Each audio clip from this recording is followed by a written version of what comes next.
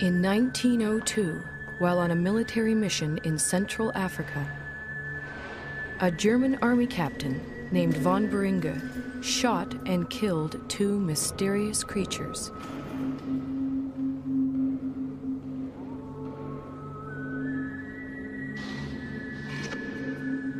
He then sent the skull and bones of one of them back home to Germany.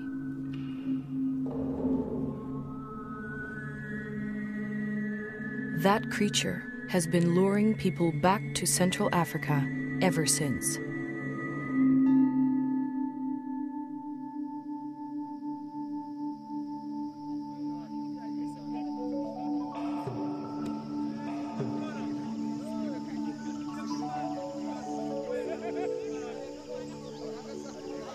In 1921, American naturalist Carl Akeley made his way to the gorilla's ancestral home. The Virunga volcanoes, in what was then the Belgian Congo. Akeley brought a movie camera to document his visit, and a little girl to help prove Africa wasn't such a dark continent.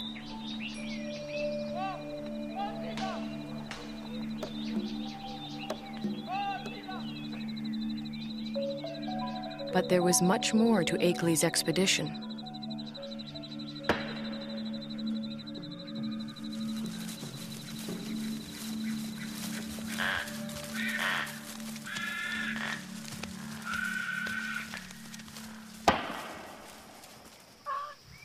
Akeley had come to collect mountain gorilla specimens for exhibit in New York.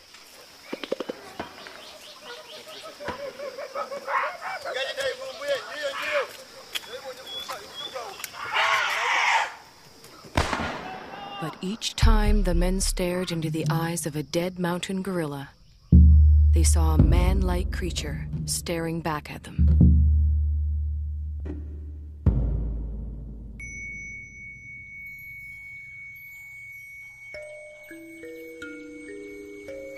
Akeley decided the killing must end. He urged Belgium's King Albert to make a permanent sanctuary of the gorilla's home.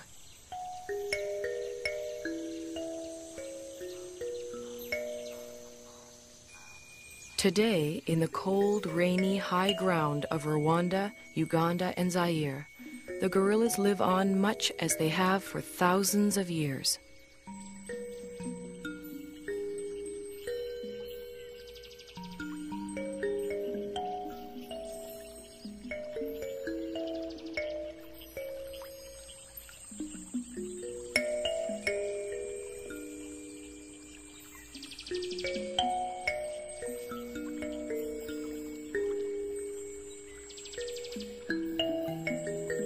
Only now their mountain home is tiny and isolated, pressed in on all sides by people and farmland.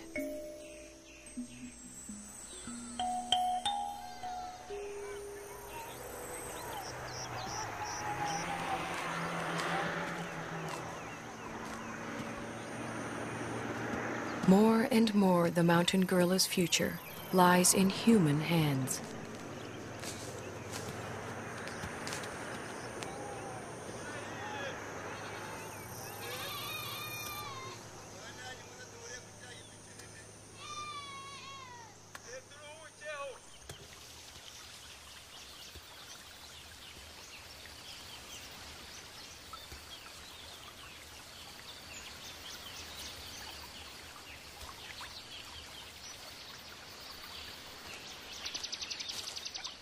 American field biologist George Schaller was the first person to study mountain gorilla behavior.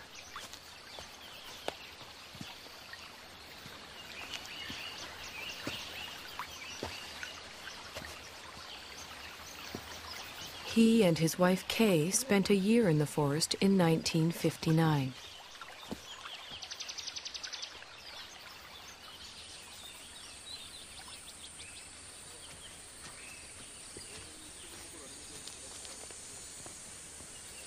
A number of other scientists have followed. Among them, current director of the Karasoke Research Center, Diane Doran. Hi. Hi. You made it. Good to see you.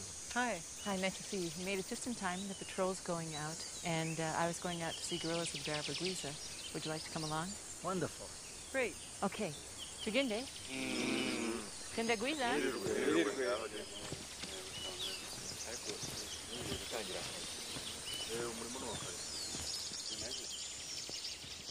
Gorilla researcher Diane Fossey established Karasoke in 1967 in the forest she grew to love.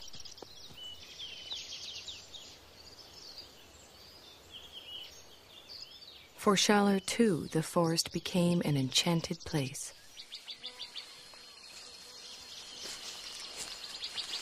Some of my most magical moments with wild animals were watching gorillas, staying with them day and night. I used to do all my own gorilla tracking. You walk along slowly, you see the broken vegetation, you smell the animals. There's the musty, somewhat sweet odor of gorillas in the air.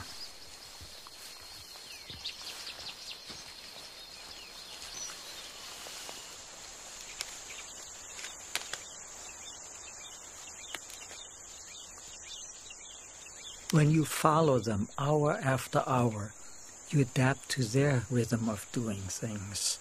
You move at their speed. You start thinking at their speed, almost.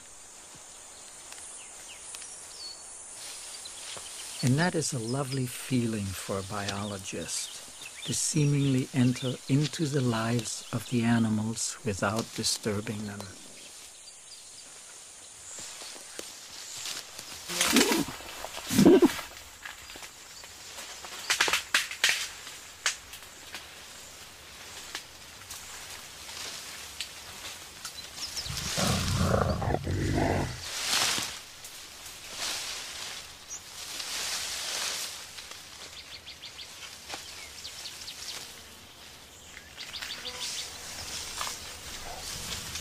When approaching the animals, scientists try not to be too quiet.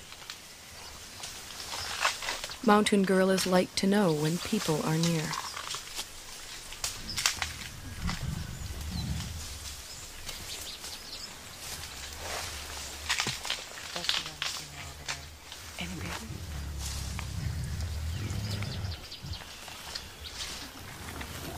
The mountain gorilla's day is spent feeding and resting.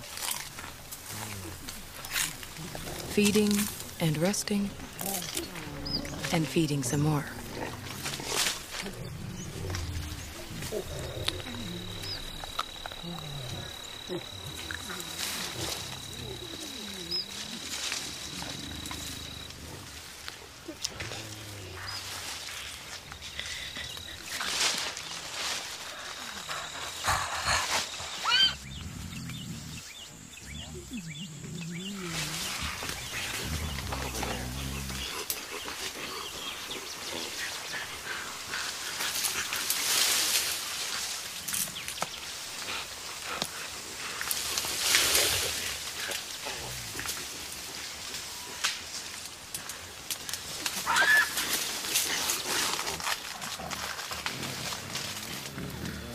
There are only a few hundred mountain gorillas left in the world.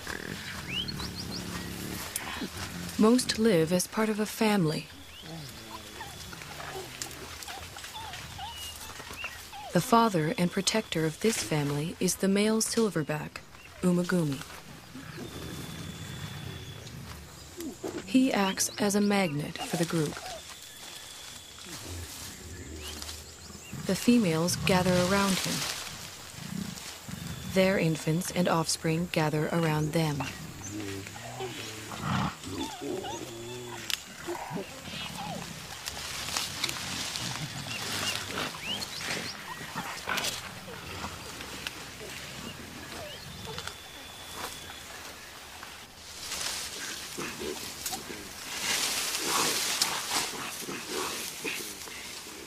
Mountain gorillas are social animals.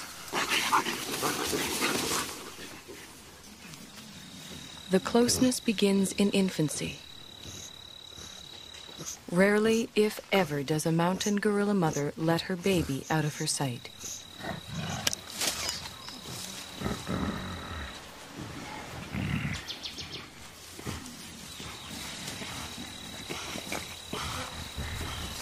The baby, for his part, likes nothing better than to make contact with the other members of the group.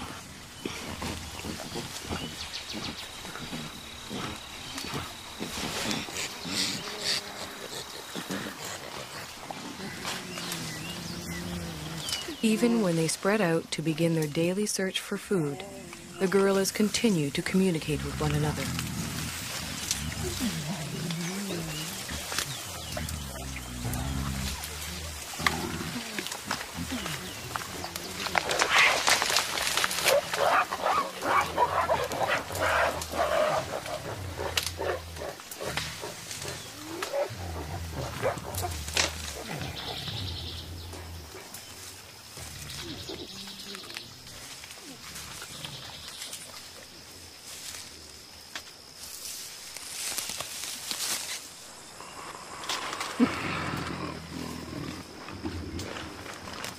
While the adults devote most of their waking hours to foraging for food, the youngsters devote most of theirs to play. Park guards have named this 3-year-old Nzeli.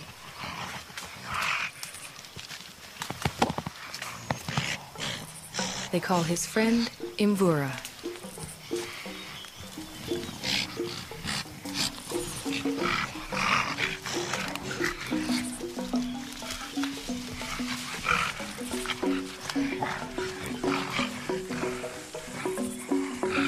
At 8 years, Karira is a bit of a bully.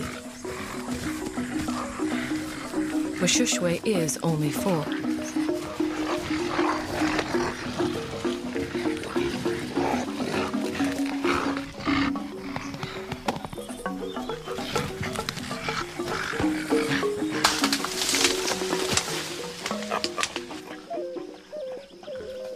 The games they play help the youngsters determine their status in the group.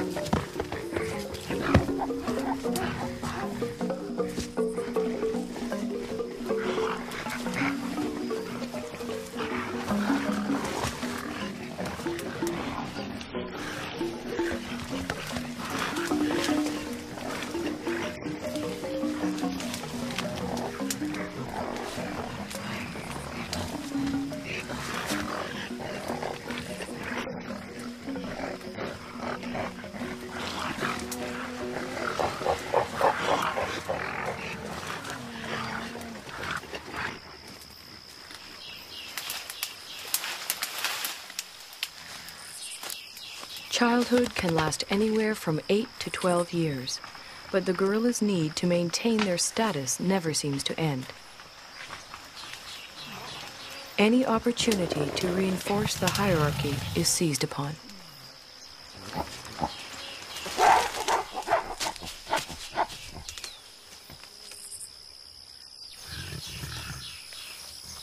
Then comes young adulthood.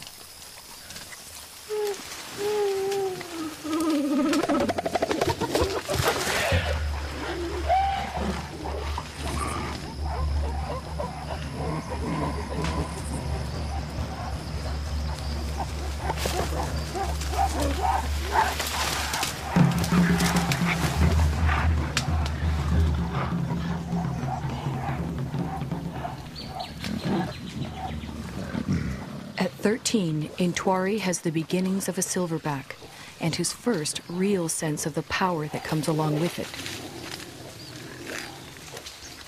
He also has a dedicated young male follower.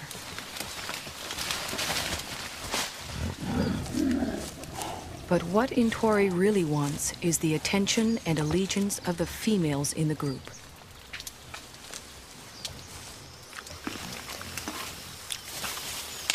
Umugumi doesn't seem too threatened by Intwari's advances towards the females. Well over 400 pounds, the dominant male silverback could easily discipline the younger one, or throw him out of the group altogether. For now, Umugumi seems content to focus on the local vegetation, of which he eats some 50 pounds a day.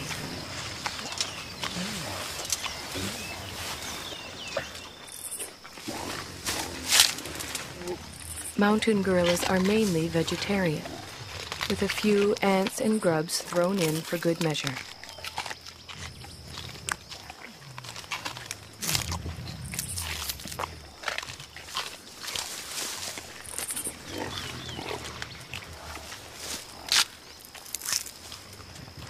Their staple diet includes a bitter, stinging mixture of thistles, nettles, goosegrass, bamboo, and wild celery.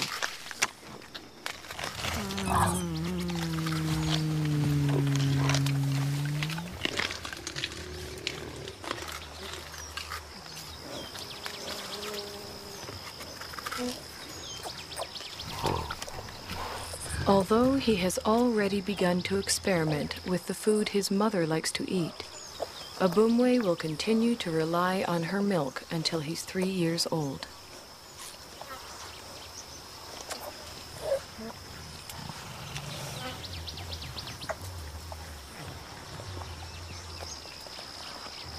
By the time he's 4, Abumwe will be strong enough to forage on his own.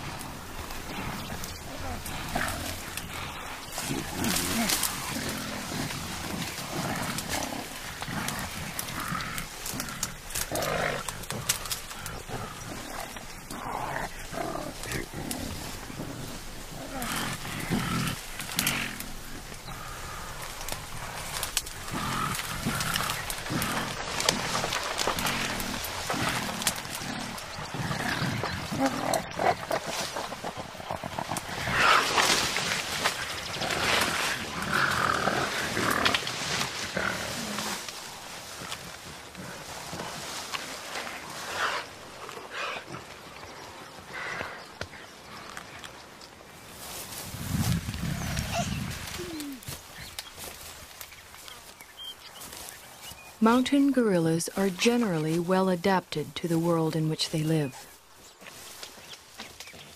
But however idyllic their home may appear, for the youngsters in the group, the mountains hold many perils. Many newborns simply don't survive.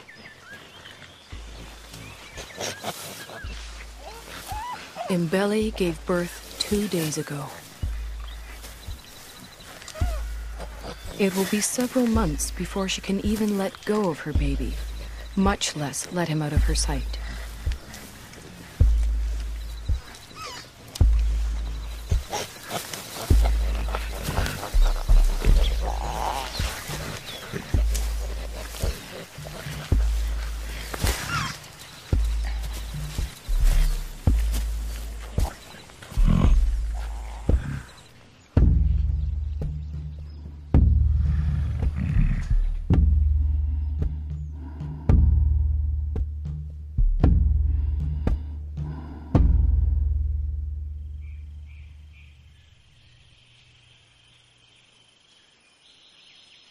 The mountain gorillas are more vulnerable than they know.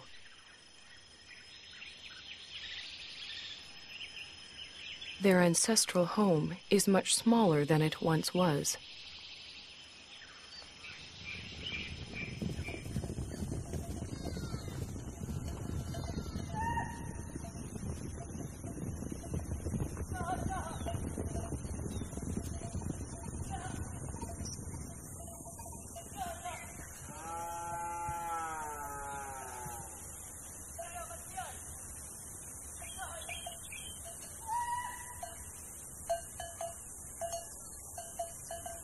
All around them, human activity is increasing.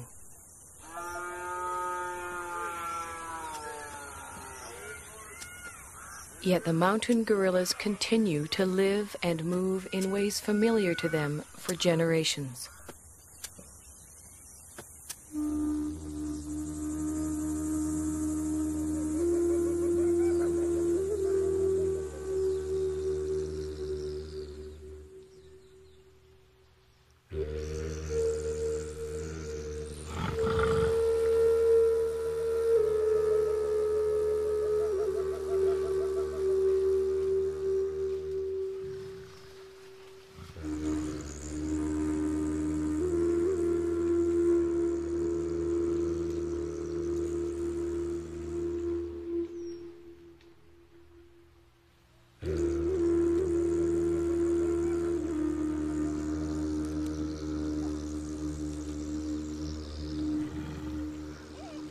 They do not distinguish between thistles and meadows that are inside the park and thistles and meadows that are outside it.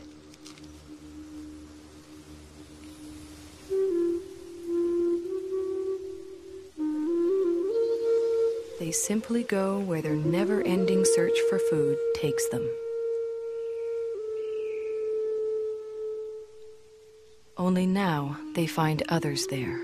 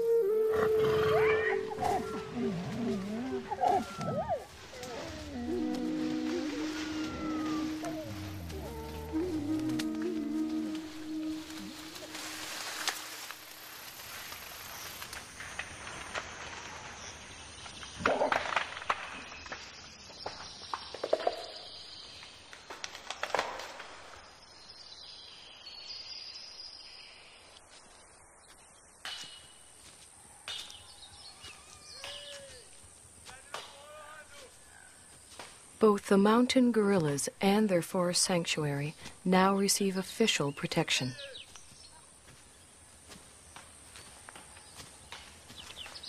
Park guards and anti-poaching patrols go to the forest every day.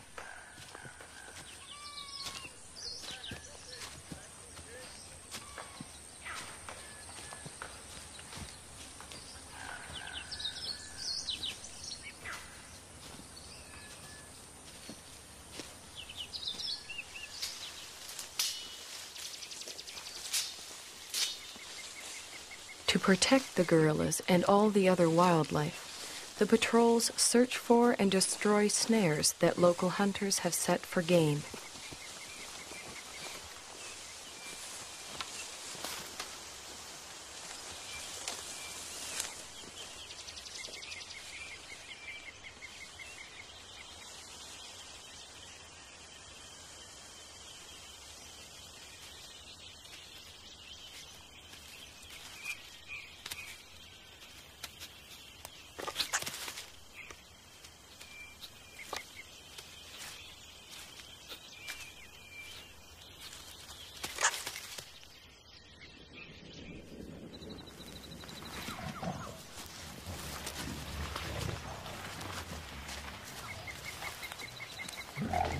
The guards search the forest, checking on the gorillas' whereabouts and welfare.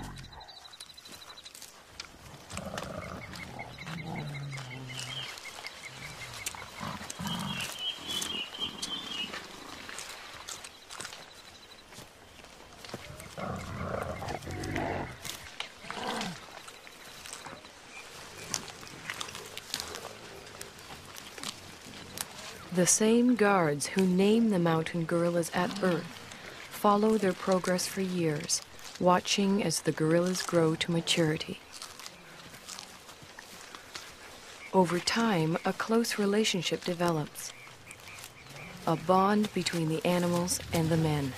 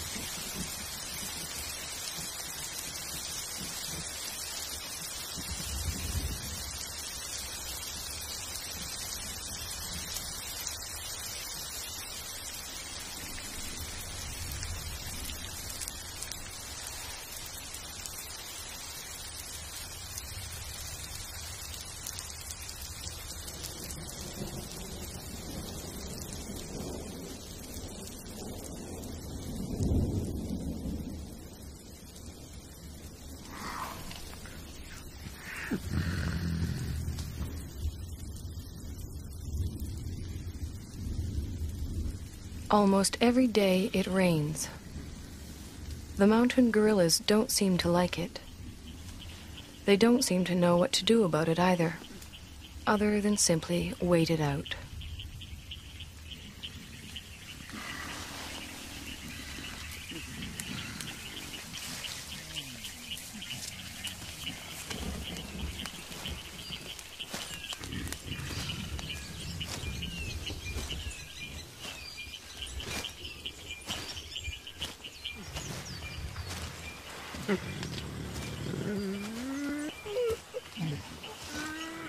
At least the rain provides them with a rich supply of food.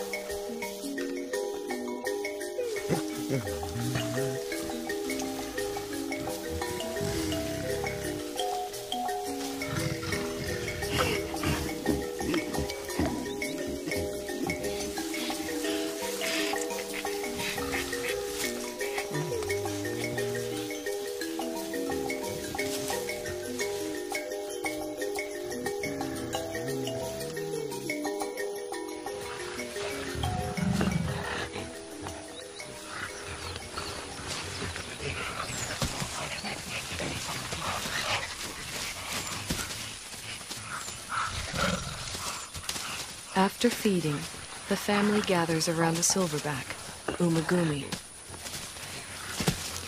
While the adults rest, the youngsters play.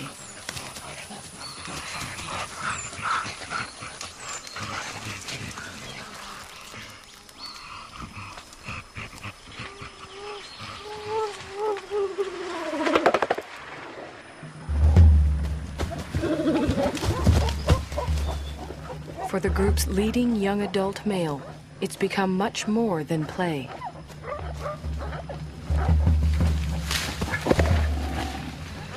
Left unchecked, Intwari's newfound strength could eventually tear the group apart.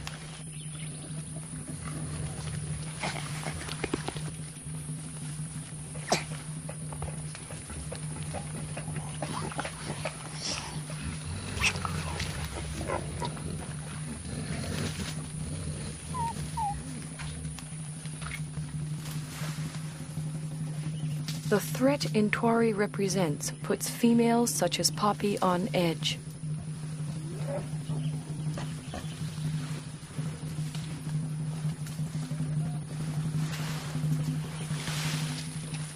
Determined to get some kind of reaction from the others, Intwari bites into an inedible plant and contemplates his next move.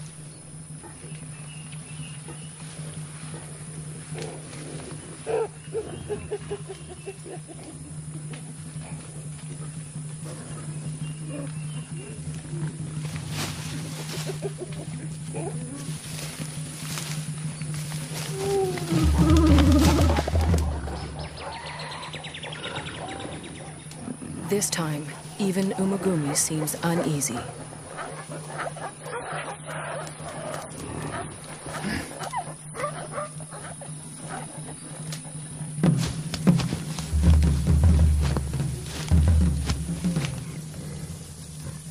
Intwari is presenting himself as their new leader, but the females don't see it that way.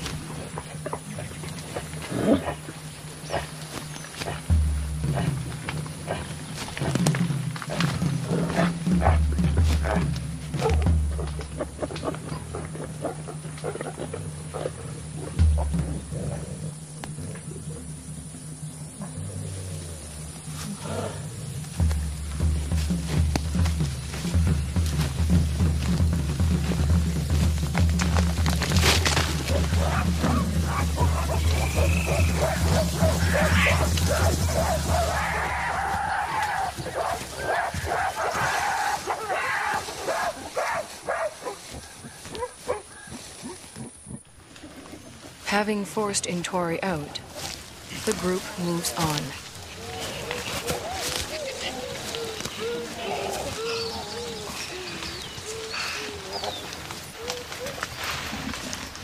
Before she joins them, Poppy, still vibrating with excess energy, vents it on the first young male she can find.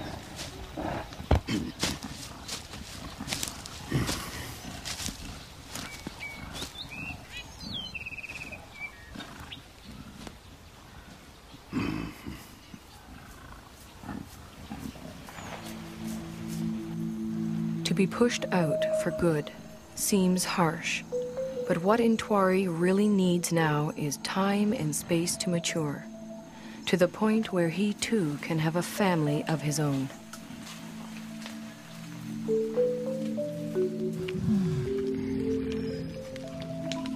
The next few years are critical for Intwari. They are also critical for all the other mountain gorillas.